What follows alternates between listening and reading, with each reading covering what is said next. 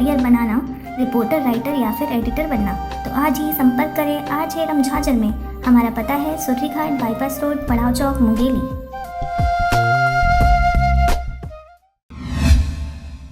नमस्कार, स्वागत है आपका आरजे रमझाझर में और मैं हूं पुखरा सिंह। ग्रामीण संपदा में डाटा अपडेशन की अंतिम तिथि 29 फरवरी समय सीमा में पूर्ण कार्य नहीं होने पर संबंधित कर्मचारियों का वेतन नहीं होगा आहरित। देखिए यह रिपोर्ट। कलेक्टर श्री यशवंत कुमार ने जिले के समस्त संबंधित आहरण एवं संवितरण अधिकारियों को अपने विभाग के समस्त शासकीय सेवकों का डाटा अपडेशन को प्राथमिकता से पूर्ण करने हेतु निर्देशित किया है। कार्मिक संपदा में डाटा अपडेशन हेतु अंतिम तिथि 29 फरवरी 2020 है। जिला कोषालय अधिकारी श्री अनिल पटेल ने जानकारी देते हुए बताया कि कार्मिक संपदा पोर्टल में डीडीओ द्वारा समस्त शासकीय सेवकों का डाटा अद्यतन का कार्य दिनांक 1 अगस्त 2019 से प्रारंभ किया गया है। लगभग 6 माह की अवधि के पश्चात भी कुल 21,722 अधिकारियों एवं कर्मचारियों में से 5,277 का डाटा अपलोड किया जाना शेष है।